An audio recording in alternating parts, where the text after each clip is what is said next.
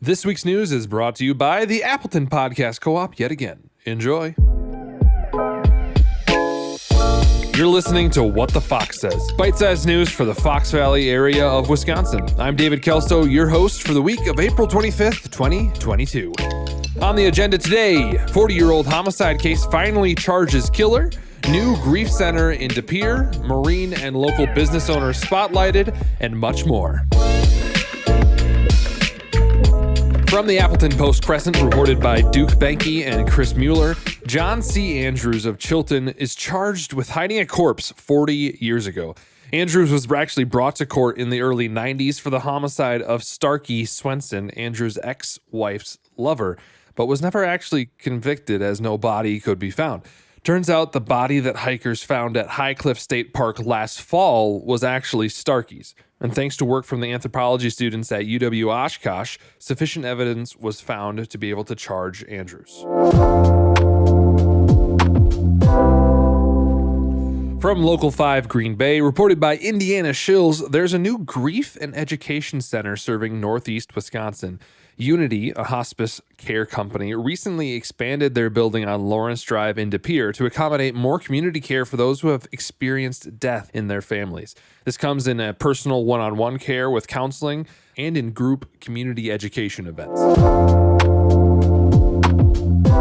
From Local 5 Green Bay, reported by Caitlin Corbett, a character piece on local veteran Greg Payne. Greg joined the Marine Corps during the Afghanistan War and served as a radio comms officer. The rest is a top secret. But returning home, actually in South Carolina, he then came back to the States and settled in Greenville and started Freedom Wear Company, a screen printing and embroidery shop which serves local colleges and schools. Greg hopes the talents he learned in the military he can turn around and do good for the local community. Thank you, Greg, for your service. I'm sure we'll see more of these stories as we approach May with Military Appreciation Month and Memorial Day.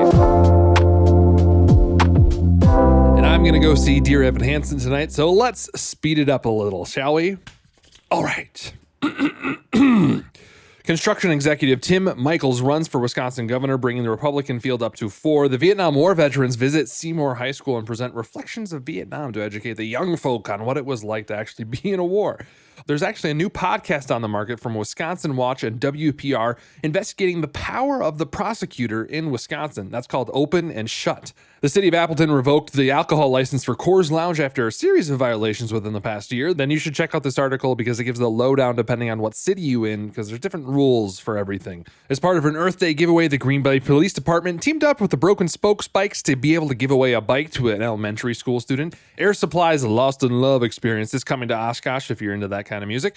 The Bar Lime Kiln hosted an autism awareness tournament. The Timberley Drive-In Ice Cream Shop is going to be reopening soon up in Green Bay. And Phil Vassard is going to headline a free concert at the 2022's Paper Fest.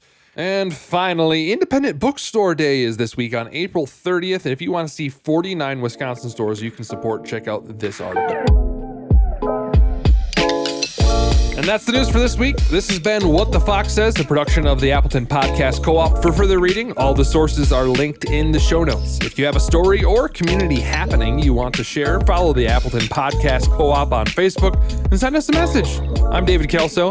I helped co-found the APC, and we've actually got a ton of other great podcasts you can listen to. Go to appletonpodcast.com to listen to them all. Thanks for listening today. We'll see you next week.